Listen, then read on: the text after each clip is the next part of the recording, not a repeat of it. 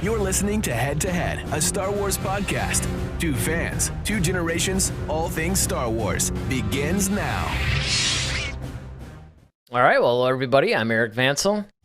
I'm Daryl Sanders. And once again, as always, we're your hosts for this show.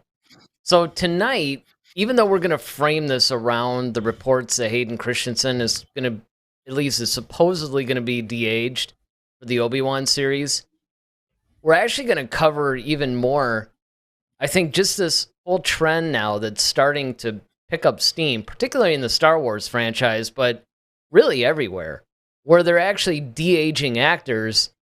And is this a good idea? Is this something that should continue?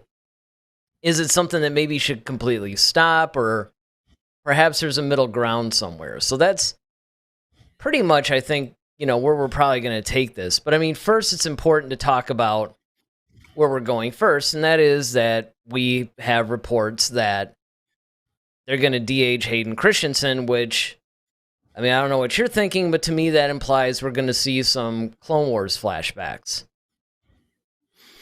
Yeah, definitely. Because it, almost kind of be pointless, for that point, because like I said, he's in a suit, so it really wouldn't matter, what he looks like, as long as he's got the helmet on. And even if he didn't, I mean, it would be one of those things where you just, I mean, he's so scarred and, I mean, are you really going to be like, I don't know, man. He looks like he's 40 years old there. I mean, right. Yeah, I see a little gray hair here, But yeah, I mean, I'm now, it just makes you curious as to what we're going to see, because I mean, for the most part, like, we kind of know his story already. I mean, like, we saw him in Phantom Menace, we saw him in Attack of the Clones, as like a teenager pretty much, and then, of course, as a young adult in Revenge of the Sith. So I mean, of course, and you got to wonder, like, how far back are they trying to go? Because are they trying to go Attack of the Clones Anakin, or are they trying to go Revenge of the Sith Anakin? And that's really, I think it's going to be somewhere. Do Phantom Menace, but yeah, I don't think they're going to go that far back. But that'd be hilarious. Well, then they would have to de-age Jake Lloyd somehow. Exactly. But yeah, man, I really just, it makes you wonder, like, okay, what are we going to see from him, or what do we need, what's necessary? And maybe I could see, just out of speculation, maybe like, when Obi-Wan noticed darkness in him, and he tried to talk to him about it, or he tried to deal with it then, and he probably felt like I should have done more, or maybe I should have approached this thing, from this perspective or whatever. I don't know. Right. But well, I mean, you bring up a good point, because other than some key scenes, we really don't get to see most of the relationship that we see really is in the Clone Wars animated series. That's when we get a little bit more into the relationship. And there were, to be fair, a lot of scenes in the Clone Wars where they did go through and foreshadow his darkness a little bit. But the question is, and even though Obi-Wan saw that, we never really see that on screen between the actors. And I think you might be right. I think what they might be doing is perhaps use it in a couple of different ways. One, I think it's to, in a sense, retroactively foreshadow certain things that they want to bring out in the series. So there might be a scene or two in the Obi-Wan series that they might want to go back and maybe show a Clone Wars thing. But what makes this interesting, though, is they're not talking about de-aging Ewan McGregor. They're only talking about de-aging Hayden, which, I mean, you can make the argument that by Revenge of the Sith, you really might, I mean, you can use some makeup and, some other stuff in order to make Ewan essentially look the same as he did then. I mean, he practically does now. Right. Whereas, depending, like you said, on how far they want to go back for the Anakin character, you might have to de-age him quite a bit. I don't see them going back to Attack of the Clones, though. Well, see, to me, it would seem, you can definitely weigh on this, but because we have the Clone Wars, and I get it, it's not live action, but like you said, most of their story of their friendship, the brotherhood, the foreshadowing of darkness, we saw a lot of that in Yeah. the Clone Wars. Now, that Anakin is it bumps up against Revenge of the Sith. So it's kind of like, okay, the only thing I could really see that do you think it's necessary to even show? Because I guess my thing is like, is it necessary? Because we got like the Clone Wars, which is like what, 7 seasons of that, right? And a good portion of that, you know, was the majority of the war. Now, the only thing I could really see them de-aging to is maybe right after he got married to Padme, after Attack of the Clones, at the end of Attack of the Clones, and maybe there's a space in between that and the Clone Wars starting, because his look changed. Because at the end of Attack of the Clones, he still had the braid, he had short cropped hair. Mm-hmm. So maybe between that point and maybe the beginning of where he has the longer, more tousled hair, that we saw in Revenge of the Sith, maybe that's the period of time that we don't see, and maybe that's what they want to go for. Yeah. I don't know. Well, I'm trying But to I mean, do think you too. feel like it's necessary though, because we got the Clone Wars that kind of showed Yeah. everything. So why would we need to even go back that far? Well, it's kind of like what you're alluding to. It's either something to where you can say, okay, if you want to go back to in between where the Attack of the Clones ends and the Clone Wars animated series begins, because quite frankly, that's the only uncovered part that involves Hayden Right. Christensen anyway. Right. We don't. I mean, sure, there's a ton of space in between the Phantom Menace and Attack of the Clones that you can certainly go back and, Mm-hmm. I mean, if you wanted to. Mine, Yeah. but then to establish maybe a little bit of Obi-Wan taking this little kid, and then, how do they become almost, more friends or whatever. I mean, there's a lot of things that you could do that, and someday maybe that would make an interesting series, probably animated. I don't really see, yeah, because then yeah, you'd I have don't see to, that as a live yeah. action. Yeah, I mean, I don't think you have to that recast everybody at that you'd have to point, either yeah. recast them, or now you'd be de-aging everything, and then, the stupid thing would cost more than the movie does. Mhm. But the only way that I can see, like I said, is that if you either want to do somewhere between Attack of the Clones and the beginning of the Clone Wars, you could do something there. Or, more specifically, if you're setting up a specific scene in the Obi-Wan series and you don't have anything that you can go back to reference that or whatever, right? Because it's a new show. Mm-hmm. So if you wanted to do something, like some retroactive, like I said, foreshadowing to where, you show maybe Anakin reacting to something or whatever that informs whatever scene is currently in the series. It takes place in that present time. I could see that. But I mean, other than that, actually, to be honest, the whole casting of Hayden Christensen somewhat mystifies me in this series. Because like you said, he's full on in the suit Vader. The only other time period other than between Attack of the Clones and the beginning of the Clone Wars, there's not much there, but I guess you can go and put in some other things where he was still Darth Vader, but without the suit.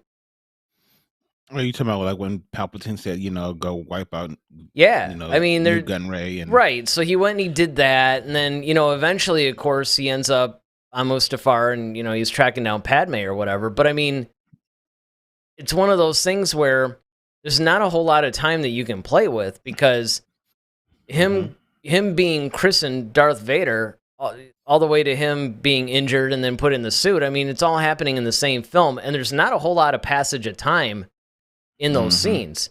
It's not like he was at the beginning of the movie and it happened, and then he had like 30, 40 minutes into the movie, and then you had another hour or so where he's regular Anakin.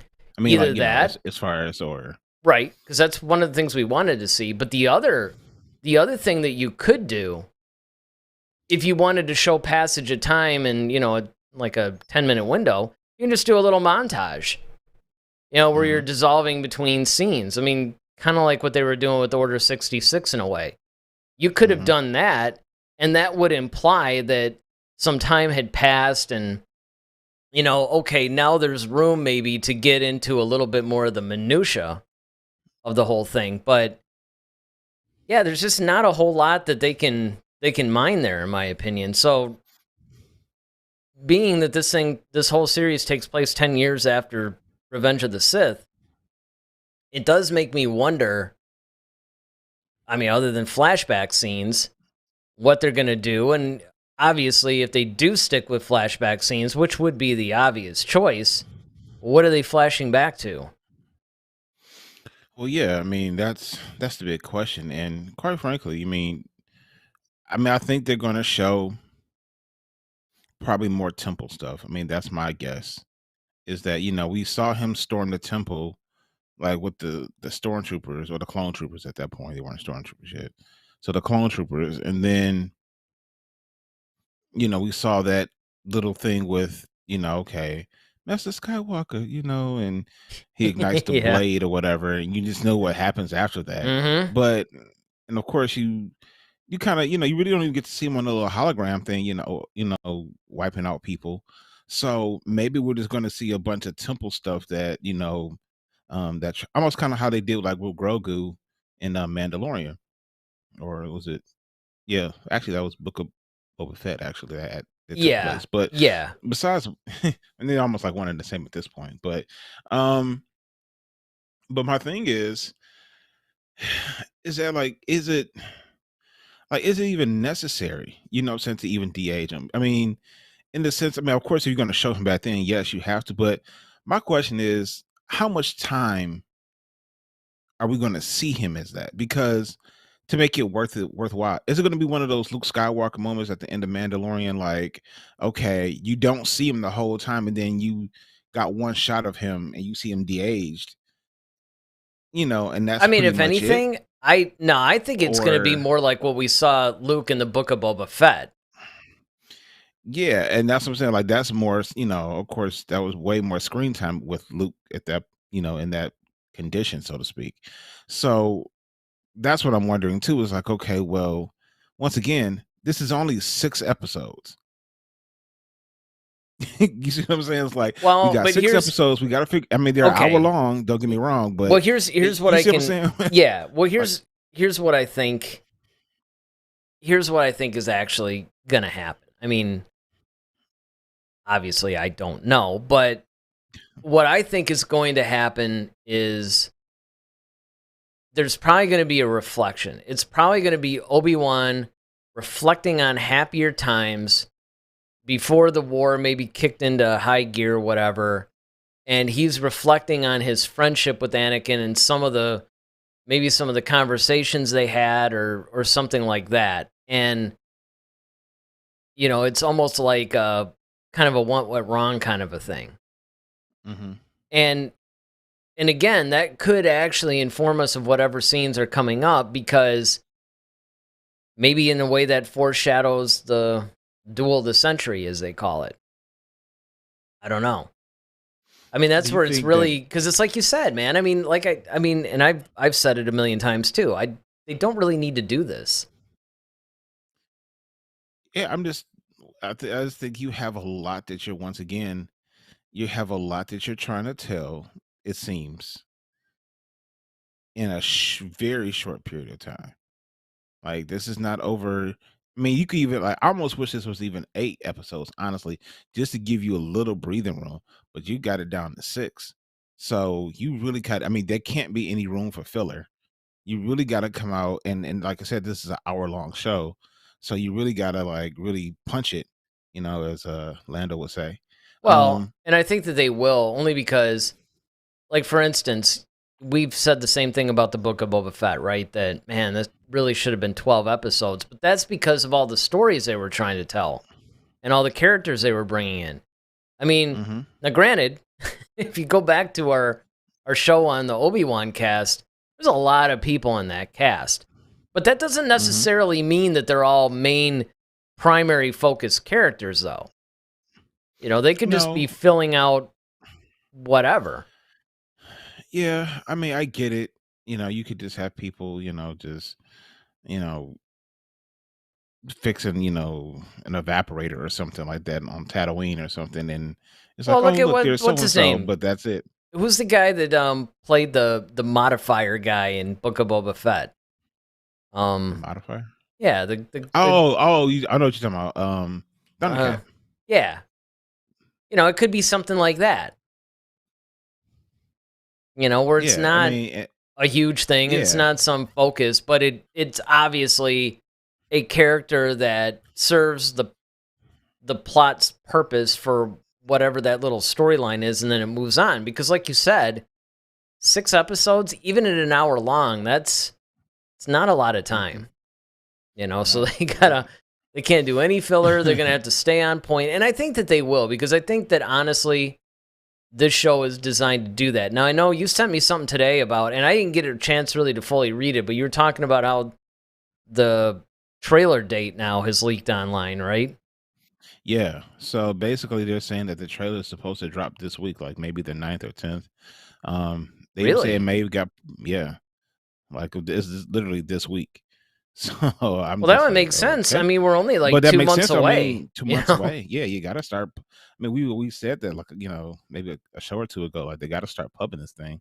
You Mm-hmm. know, so um, yeah, I just think that um hopefully maybe from there we can glean a little bit more of like, okay, where they are in the story. Because I mean, like I said, I feel like there's a lot for you to bring back. I mean, that's what I'm saying. Like for you to bring a character back like Obi-Wan, right? Like he's a beloved character. He's a very important and vital character to the Star Wars saga.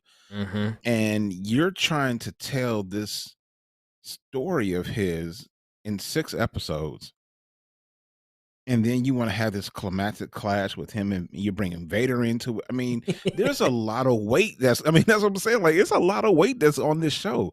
And that's what I mean. It's like, I mean, I get kind of why, in a way, I kind of understand why they want to keep it at 6 episodes. But at the same time, too, it's kind of like, you sure you Well, just want to keep it at six? I'll tell you this too, because this is another thing that I thought of. It was basically something you said that triggered this thought, and that is, not only can they not have any filler episodes, they almost can't even have any filler scenes in an episode. Right. Everything's got to matter. Like everything has to matter. Everything has to. Yeah, that's what I'm saying. Like, and that's what I mean. Like, so now we're talking about this whole DH thing. It's like that's where it goes back to your point of Hayden Christensen. Like, okay, if we're showing him, and I can understand, and I get it because of the character of Obi-Wan. Like, okay, yes, he's reflective. That's his personality anyway. You know, I could definitely see him, it's like, because not only does he have the fate of the galaxy that he's pretty much like lost, but I mean, he literally lost his best friend. I mean, and that's something for him. He lost his mentor, Qui-Gon. He doesn't have Qui-Gon anymore to lean on, at least not physically. You don't have, and then now you lost your best friend in the sense of Anakin. And, of course, now Yoda is not near you, so you can't just run over to him and just like, hey, you know, so what's the next move? And what I mean, so he's definitely like on the island to himself. And he's got to Exactly. watch the kid of, once again, his best friend. Which causes him to probably relive some pain, because it's like, man, I hope I don't fail him like I failed Anakin, or Well, I mean, there's there's a yeah, lot of different, a lot of emotional so weight on them. a lot of emotional weight. So I can see the flashbacks for him. Now, my question is, do you think Vader's going to have any flashbacks? Um, well, it's funny because Because we know in the comics he does. Like, no, in the that's comics, true, and that's a good point because honestly, honestly, and I didn't even think about this till you brought this up, is the fact that we're assuming that Hayden Christensen flashback scenes are generated by Obi-Wan. They could be hmm Vader flashbacks where he's flashing back to his younger self. He's doing that all the hmm time in the comic books. all the Mm-hmm. time. In fact, the main storyline right now where he's going back and, he's trying to. It's funny because, he was trying to kill everybody that basically didn't tell him about Luke. And Mm-hmm. he runs into Dorme. And Dorme and Typho and all those guys basically like kind of trap him at Amidala's tomb, and they basically set a trap for him and kind of try to kill him because they think that Vader killed both Anakin and Padme, which is Mm. wild. And of Mm. course, Vader, knowing that he is Anakin and he still has feelings for her, what's cool about this particular comic series is Vader's trying very hard in something that's very uncharacteristic for Vader. He's trying hard not to kill them. He'll keep doing things and everything. Like he'll try to give them as many chances. He basically is careful not to kill any of the people that Padme cared about. But as time progresses, he's like, look, you guys, you really need to stop or I'm going to have to do something here, and Mm-hmm. so they're actually establishing even in the comic books that, yeah, he's pretty much, Yeah, I flashing mean, I know. back and remembering and all this other stuff. Yeah, and you know, so It's funny in the chats, by the way. We got Joanne and RG50 with us, and they're asking where Ronaldo is. We want to know where Ronaldo is. Actually, I want to know where Ronaldo and Dwight. yeah, well, Dwight chatted in last Monday, but who was it was a new person that was chatting with us Friday. Man, and I can't remember offhand, but everybody seemed like they were really primed to join this discussion. Although I will say, for anybody that is wondering, sometimes people aren't really joining us right at 8, so be patient. I'm sure Ronaldo will be here at some point. But yeah, I mean, the flashback thing could very well be Vader, as what was established. Yeah, I mean, that's the thing. In see, at this point, and that's why I would love to see like the juxtaposition, because even though this is Obi-Wan, and this is once again kind of the problem of bringing Vader back into the situation. It's cool because of course we all love to see him, but you kind of want to see like what's going on with him, Mm-hmm. because okay, this is 10 years after Sith, so you know he's gotta know. Okay, well, of course he knows Padme is dead. He was, of course he's kind of like, okay, well, no, she was alive when I last, choked her, so I felt it. And what happened, what I'm saying? And so now he's probably trying to figure out, like, okay, like, did something else happen to her after he left? Because now he might want to seek revenge in that manner. You know what I mean? Well, and he kind of And does. And in the comics anyway, that was revealed to him in a way. The whole, I don't know if, because obviously he knows that she died on childbirth and all that stuff. And he knew pretty much right away, even in a book like Lords of the Sith, which is pretty early on in the new canon books. But he basically even knew then that Palpatine lied to him about him killing Padme in his rage or whatever. So he knows that's a lie and has known for quite some time. And he's put together a lot of the pieces of what's happened to her. So, he's definitely, he's, irritated. yeah. And I mean, I think that I agree more than I would have thought maybe even 4 or 5 months ago, that even though it's called Obi-Wan, we really do have to see a lot of Vader because we got to put everything in context. I think it would be hard to put the Obi-Wan thing in context without Vader, simply because they're two sides of the same coin in a way. And you got to wonder, like, okay, this whole showdown that happens between them, you got to kind of wonder, like, what is it truly over? Is it over a situation where, Obi-Wan's just getting in the Empire's way. And, every person he sent to go deal with it failed. And Vader's just like, well, I'm the only person who's even qualified, remotely qualified to even deal with it, even though I kind of lost the last time too. But, I'm a lot stronger now. I'll just make sure I have the high ground and I should be okay. Right, exactly. Yeah, I should be good. But so is it that, or is something revealed to Vader about Obi-Wan knowing about Padme or something to that effect? And maybe he's mad at Obi-Wan because he didn't do enough to save her, or he didn't, what I mean? Like maybe it was some emotional thing that's tied to Padme that makes Vader just kind of like, okay, no, I want Obi-Wan because he allowed this to happen. Because remember, even in the book, Revenge of the Sith book, he kind of had thoughts that Obi-Wan was kind of messing around with Padme. And then, like, when he landed the ship, like, when Padme landed the ship and then Obi-Wan stepped off, he was thinking like, oh, okay, so you guys are teaming up. On like, what's this about? I see how so it's he's going kind to of be. Exactly. exactly. He's kind of got those feelings. So I don't know, and I don't think he really let that go. So maybe that's a part of it too. Well, and another thing that I was thinking about too, not just, what context begins this battle. What's the framing of it? How does it start and all this stuff? You also have to wonder, how does it end? Because obviously they both walk away alive. Yeah, obviously, because episode 4. Right. And so you have this big battle of the century. It's just kind of weird. I mean, I guess it could almost be like a Anakin Ahsoka thing from Rebels. But, she was presumed dead.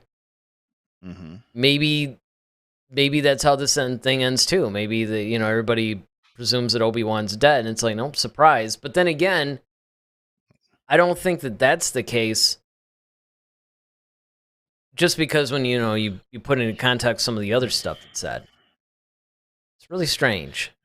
Yeah, but going into the whole technology part though of the de-aging process, like you said, and you kind of alluding to it before, it's an expensive thing to do. And to me, it really would have to serve the story to warrant the expense. Well, and that goes into something that Joanne's saying. She's like, if the part calls for it, I'm for it. And that's pretty much what I think you have to look at is, I mean, there's so many things. And obviously we can get into all that because that's pretty much, what we were talking about with the whole Hayden Christensen thing was really the setup for the real discussion. And that is, how ethical is this? Where does it lead? Because, you could decide, hey, I want to make new John Wayne movies now. You can dredge up all these dead actors and pretty much put them in your film. And on one hand, it's cool because when you actually look at it within the framework of Star Wars, it really solves a huge problem. Because you don't have to recast a character. You could just, like, hey, you want more Princess Leia stuff? Like, you want to tell stories from, maybe like right after Return of the Jedi? You could do that. You could just pretty much use like a de-age. Now, of course, they wouldn't be de-aging her because she's passed on, but they would do the thing very similar to what they did with Rogue One, but they're doing it a lot better now. Because remember, the whole Mark Hamill thing from the Book of Boba Fett, Mark Hamill never set foot on the set. They had another actor stand in for him that basically resembled him. Yeah, resembled him, and then they did that, and then of course they used a bunch of recordings when he was younger. I had brought up before that they did the same thing with Val Kilmer, that it was an experimental thing, and they did it for him for free, more like as a proof of concept. To where, since he has problems speaking because of the throat cancer treatments that he went through, he can now, in essence, have his voice back. Because instead of just speaking through some artificial thing, he could speak through something that actually mimics his voice from when he was younger. And you can do that now. So you can have somebody stand in for Carrie Fisher and then just used a whole de-aging thing. And now you can have Carrie Fisher as Princess Leia in brand new Star Wars films. So from that standpoint, solves a problem. Something that we're going to be talking about, I think, on Friday's show, which broke over the weekend, is that it looks like there's been a lot of reports that, first of all, I didn't even know this was a thing, but apparently Disney Plus, they're going to actually have Star Wars live-action movies on Disney Plus, which is something that you and I had talked about as something that they should do. That either make feature-length animated films or make live-action feature-length films, right, but that are original on Disney Plus that can complement the theatrical releases. Well, apparently the first one could be Heir to the Empire, the Timothy Zahn novel. Well, as exciting as that is, and of course we're going to talk about it to death on Friday, so make sure you guys watch Friday night at 8. But one of the things that's going to be interesting about that is it heavily features Han, Luke, and Leia. Now, if you do it in animation, that's one thing, but if you do it in live action, you're going to have to de-age everybody. That's what I'm saying. Like, you talking about expensive. You're doing it. I could see it was like, a couple of people, like, Tarkin popped up in Rogue One. Okay, he had a couple of scenes. Leia had one at the very end. It's Hope. Okay, you're done. It's all right. This is a whole, like, you talking about a feature-length movie with 3 actors. Okay, but you got to do this with. Yes, but here's what you got to look at. Don't forget the kid. The deep fake technology has gotten cheaper and cheaper as far as people in their bedrooms are pulling off, in some cases, more convincing versions than the theatrical stuff. So, yeah, they did actually bring that one kid in. Some kid, they saw his rendering or something like that. Yeah, Luke Skywalker. It was like his version was better than the Disney version, so they hired him on the spot. Disney actually hired him. Yeah. Bring that in here. So, by the way, Ronaldo joins us, and he says, direct-to-streaming movies, is that news legit? It seems to be. I mean, once again, our main thing is because we're Star Wars fans, anything we read about is just up for discussion. We discuss it like anybody else. But usually we try to frame it, excuse me, by saying, yes, this is rumor, or yes, this has been confirmed, or whatever. That's why we're saying it seems to be, because, once again, a lot of places are reporting this. And I will say the site that originally reported it was also the site that originally reported the whole Thrawn thing. And that came to pass. So in a lot of cases with these sites, when they claim inside sources, you have to look at it like, okay, how reliable have they been in the past? And then, of course, Ronaldo goes on to say, if they do that, I hope they recast instead of deepfake. And yeah, I mean, this might be where you would have to do the whole get Alden Ehrenreich in, or although that would be tough because it takes place after Return of the Jedi, but you could still do it. Yeah, you could age him with makeup and all that type of stuff. Right. And I mean, they would be almost ageable. And that's what I'm saying. Like Alden Ehrenreich, he doesn't. I mean, Han Solo didn't look that much different from A New Hope than he did at the end of Return of the Jedi, anyway. So and you could do that, and you could just go look. The bottom line is it's a different guy. You're just gonna have to accept that. And being that he played Han Solo in the past, it would make sense to continue on with him. Maybe do a Sebastian Stan as Luke Skywalker. You get Millie Bobby Brown. A lot of people have said that, or Billy Lord. Billy Lord, yeah. So, we'll have to see. Bobby Brown. I mean, that's just...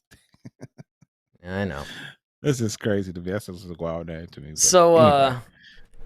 Basically, Ronaldo goes, I can accept the deepfake stuff, like, let's say 5 years from now when the technology works better to do it. Well, hey, we don't know when this thing is going to premiere, though. But see, that's the other thing I wanted to bring up, and I'm glad Ronaldo said it, is it's getting better, of course. But, even when they did it with, Luke for Boba Fett,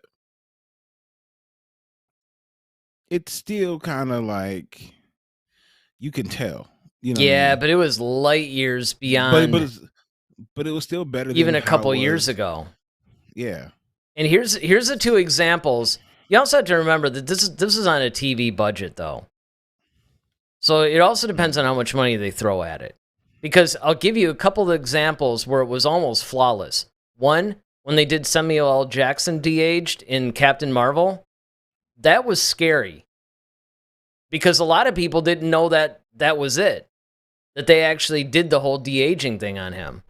The other one that was really, really good was when they de-aged Michael Douglas in Ant-Man and Wasp. And that was incredible. So if they throw enough money at it, you can do it convincingly. And if you're going to use it to that degree, you almost have to. Ronaldo says, because Luke looked really good in Book of Boba Fett, but it still looks CGI. And again, I have to stress, it was a television budget. You cannot, you have to look at it like this. The television budget version of the deep fake now actually looked way better than the theatrical film budget version even 4 or 5 years ago. Yeah, for Rogue One when they did it. Right. So imagine, and if you look at, like I said, the Michael Douglas, Samuel L. Jackson, all that stuff, when you actually start to deal with the theatrical budget version of the deepfake, it's pretty scary. And the fact that they could do it that well on a television budget is incredible. Because you have to remember, they're still not spending a whole lot of money. I mean, sure, the Star Wars television series do cost a little bit more than, your average TV show, but still far less than a big budget theatrical movie. So you have to look at it that way. But let me ask you this question.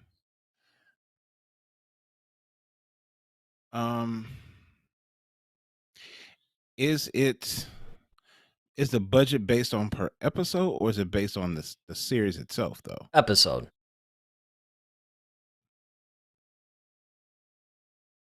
Okay. That makes sense then. All right. Yeah.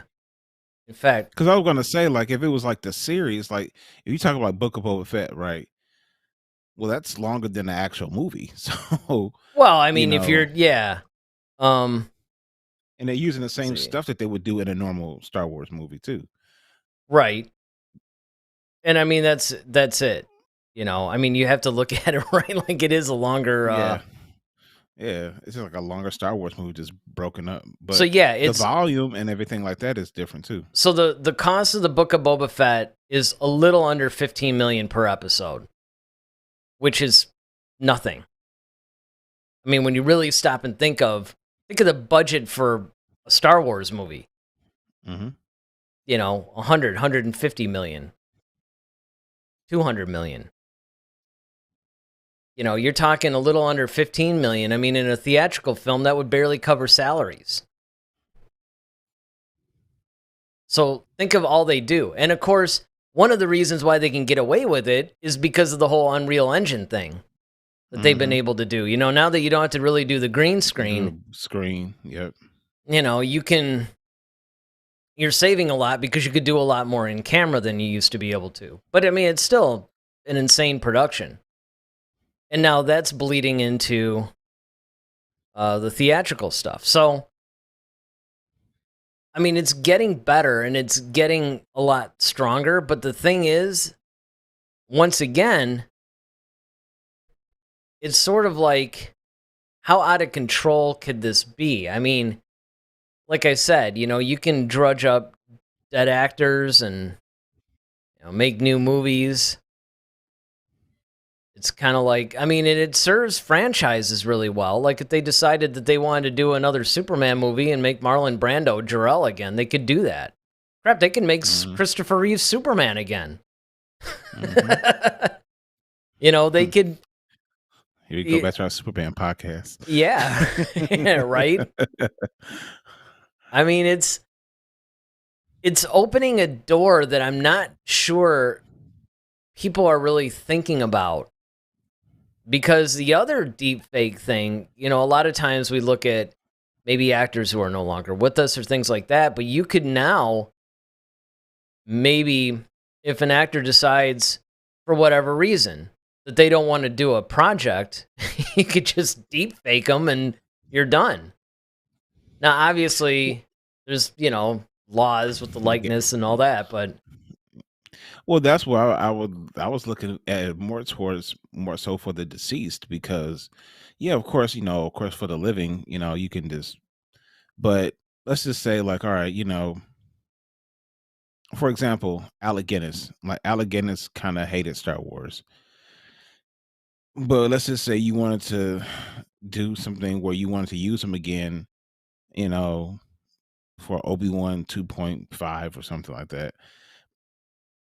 Well, you're really going against the wishes of someone who can no longer speak for themselves. So it's like, now if you use it, like, now and does their estate now get that money because you use their likeness for, you know what I mean? Like, there's well, a whole maybe. lot of. But here's the thing. I mean, what was funny was, Lucas, and it depends on how the contracts are, because I remember Carrie Fisher made the joke that every time she looks in the mirror, she's got to pay George Lucas because he owns her likeness.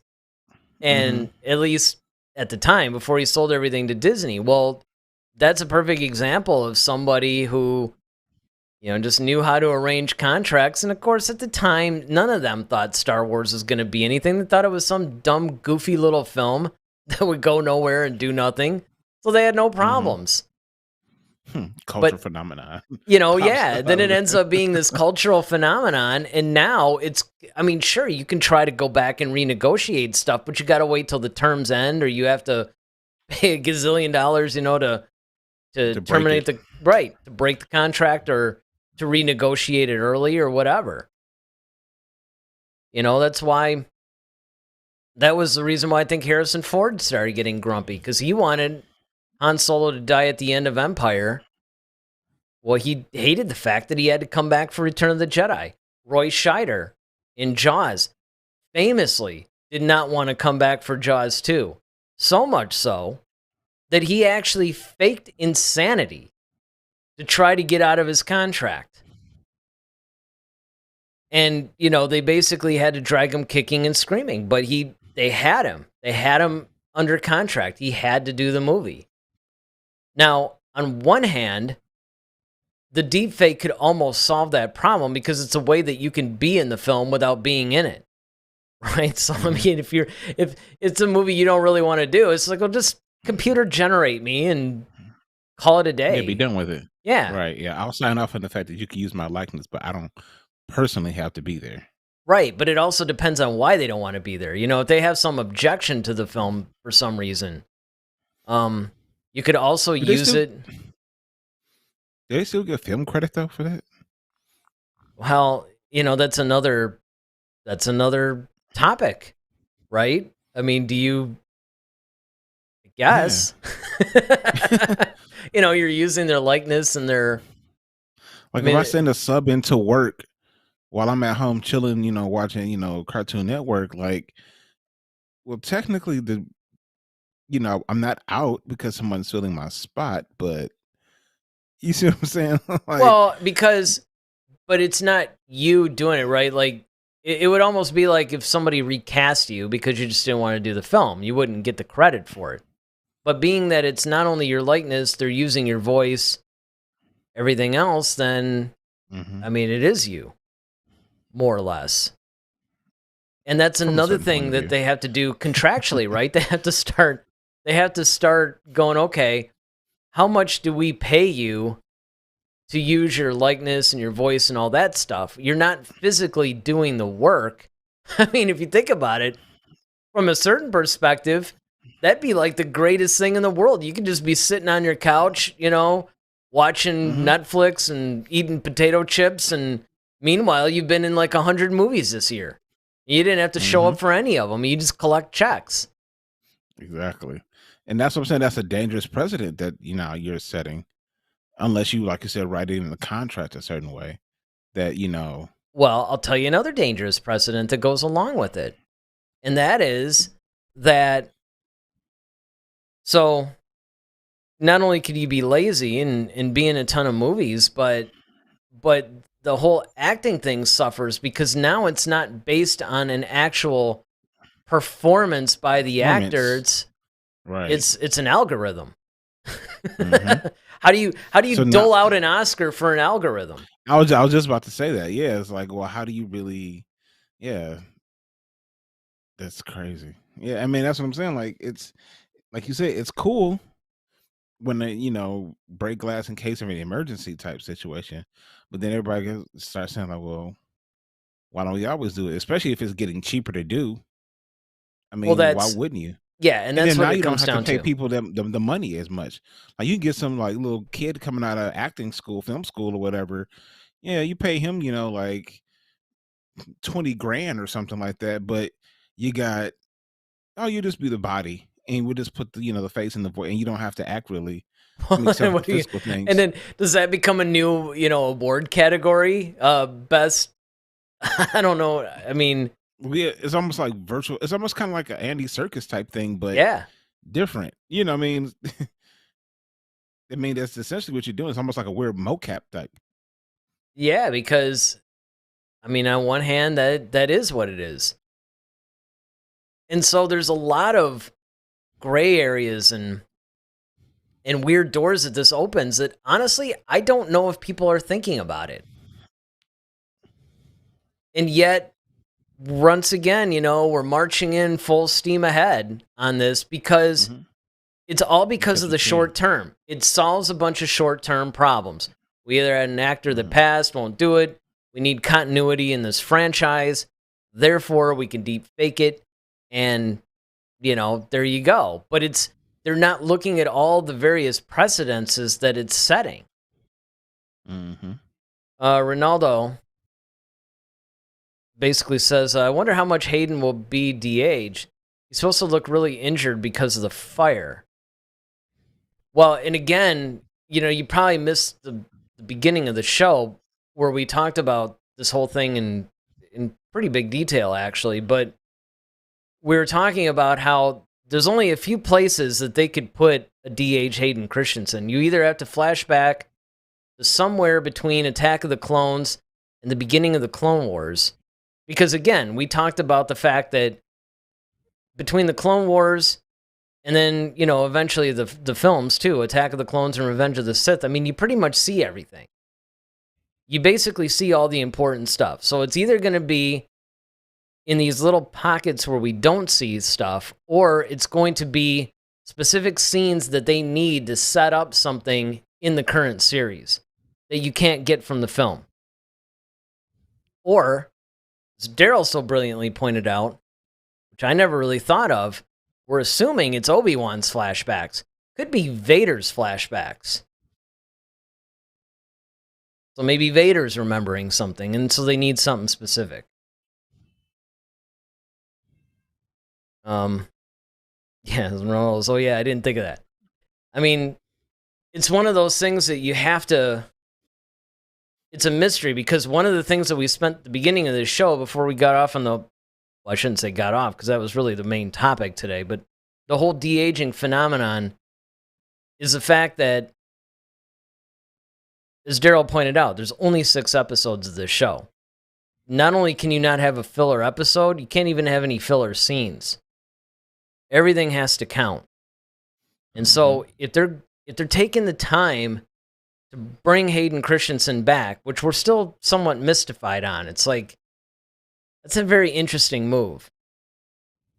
And you're going to de-age him, which makes sense because the other thing was you could technically have him in the show and just playing Vader when he doesn't have his helmet on.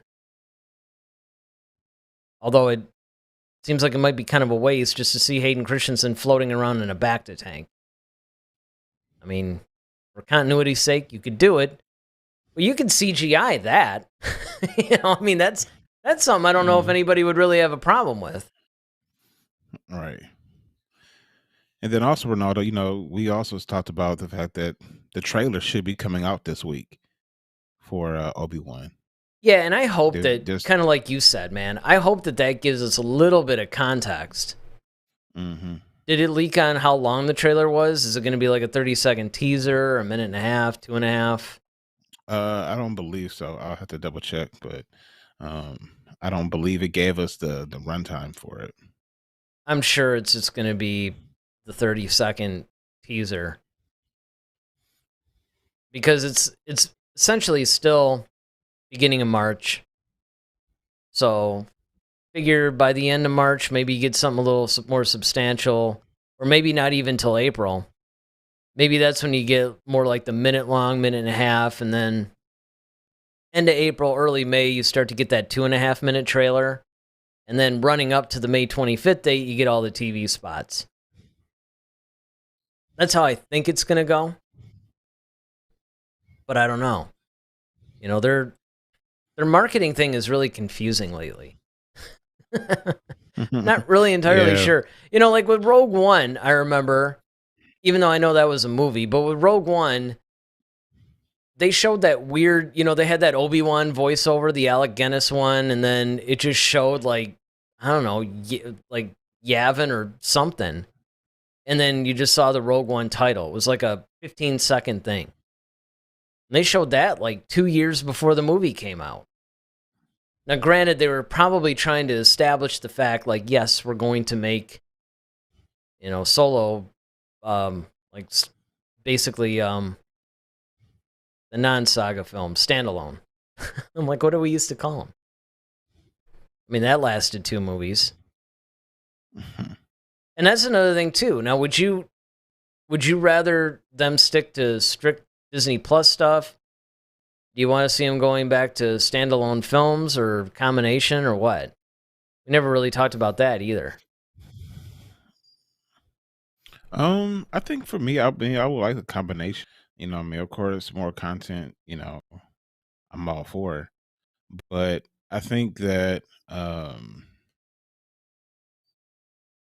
course, we all Wars lives in the theater, so we definitely need to see theatrical presentations of movies, and it's something about going to see a Star Wars, a brand new movie in the theater, and just having that experience. But I do also like the fact that we do have a platform, such as Disney Plus, where you can, and we talked about this version, pretty much introduced Disney Plus, that it was coming. That this is where you can do smaller stories like this too, and that's what they're doing. Book of Boba Fett and Mandalorian and stuff like that. I mean, you can tell. I mean, that would be a perfect place to do the Kira thing, or you can do so many other stories if you want to do Crimson Dawn and kind of show that whole story, or if you want to cover honestly, I think Patty Jenkins, I think that would have been a cool Disney Plus like original thing, honestly, if you want to just do like the Rogue Squadron thing. Yeah, the Rogue Squadron, that would have been perfect for Disney Plus, honestly. I mean, Isn't that back on? It would have been cool to see in the theater, because of course you're seeing these, I think it is, these dogfights on this giant screen. Well, I think it's back on. Well, it's been on and off. I mean, it's more like, I mean, yeah, it's kind of like, it's like, it feels like my high school relationships, honestly. But I mean, it's just on again and off again. Exactly. But it's just, yeah, I think, but like I said, if it was done on a platform like Disney Plus, it would have been cool, because now you can kind of break it up into a whole series, and who knows what that would take off to. But also, I can see it being in the theater, because like I said, it'll be almost like Star Wars meets Top Gun, and you can kind of see that on the giant screen. Because I love what they did with Force Awakens, like those scenes that they did when they were flying around Maz Kanata's little castle or whatever. And that was sweet, like the aerial shots they were getting with Poe and blasting. I mean, that was awesome. So I could go either way with it. Well, and I think, honestly, they might be going both. Yeah, Perhaps I think it just kicks depends off in on the theater. story you're trying to tell. Well, but I mean, it might kick off in the theater and then continue on Disney Plus, right? So you have this big theatrical release that kind of introduces Because remember, this thing takes place after episode 9, so they probably have to introduce whatever cast of characters, whatever the squadron is. It's not going to be, although it could be Wedge, because he was there. He was there in episode 9, so they could. And Poe. Yeah, and Poe. I mean, they'd have to recast him. I don't think Oscar Isaac, unless he needs a new house now, like you said. Unless he needs a new house or something, he probably won't be doing any Star Wars anytime soon. Although, he did lend his voice to Star Wars Resistance, at least the first season, or first couple episodes or whatever, so who knows? I'm thinking enough time has passed that maybe they did, but here's the other thing, too, that goes into this discussion, because we've been talking about de-aging. I mean, you don't necessarily have to de-age anybody, right? You could just say, hey, Oscar Isaac doesn't want to do it, but we need Poe. Okay. Get some kid out of acting school, like you said. He becomes the body, and then you just slap his face on. Mm-hmm. Just have Poe deliver but have Oscar deliver the lines. You wouldn't even need to do that. As long as you got... See, that's the scary thing about this AI technology that's doing a really nice thing for Val Kilmer, but all they need is a minimum of 3 hours of clean recording of a person, and AI can spit out new lines. You just type what you want it to say, and it'll deliver the line in the actor's voice. And that's what I'm saying. I mean, the technology is getting to the point where it's getting scary. And of course, that's not even going into the ramifications of in life, right? You want to accuse somebody of a crime. A 12-year-old can now do these deep fakes in his room.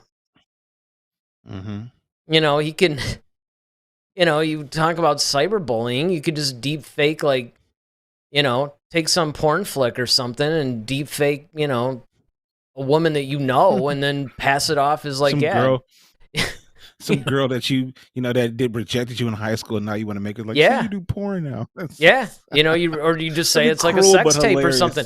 But I mean, that's the thing though. But I mean, you could do that now, and I mean, that's or even in commissions of crimes, right? I mean, you can't. It's getting to the point where you can't trust photos and video evidence anymore. Mm-hmm. And this and it was already going that way anyway. This deep fake thing is taking it to another level.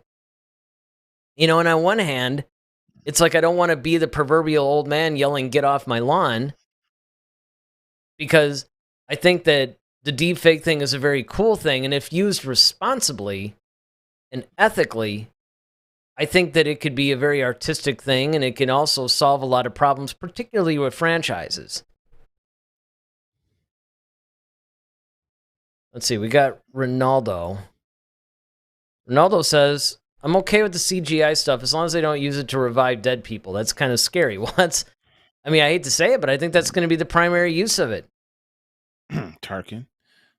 Well, from the franchise standpoint, yeah, you can bring back, we always said, well, what if they remade A New Hope today? Well, you can. You just, deep fake Alec Guinness, Peter Cushing, Carrie Fisher, David Prowse.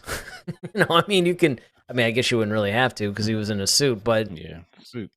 The actor that played, well, I think both Owen and Beru from that have passed on too. You could bring everybody back. It'd be a very expensive film to make, but you could do it. And that's the thing. I think that that's what they're going to do, but it's like, are they going to take it a step further though? Are they going to take legends that have passed on and say, hey, we can have new movies with them now? Yeah, that's true. Death doesn't have to stop you anymore. That's right.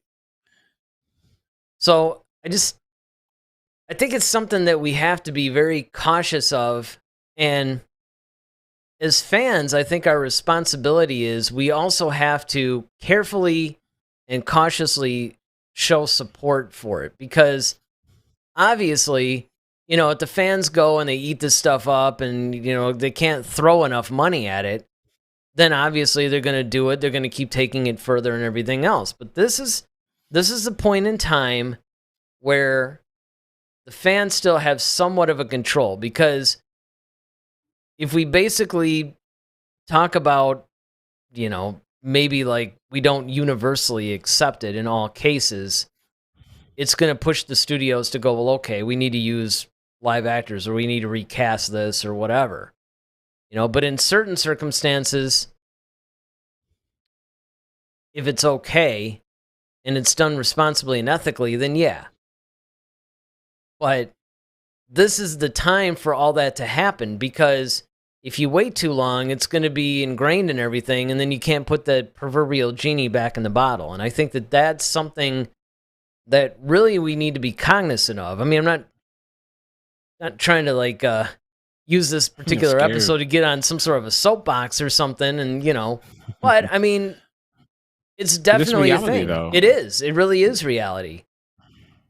Or the appearance of it. Well, yeah, that's the problem. It's pseudo reality, but goes back to, is it live or is it Memorex? well, and that's the thing. I remember when we first started seeing evidence of it, and of course, you go back to the Rogue One examples, particularly Tarkin and stuff like that, and you go, okay, it's a little rough right now. I mean, it's passable. It gave us the little goosebumps. Yeah, it got the job done, and it was groundbreaking, but it wasn't perfected. And the thing is that as this moves on and it gets perfected, that's when we have to be really careful on the usage of it. Mm-hmm.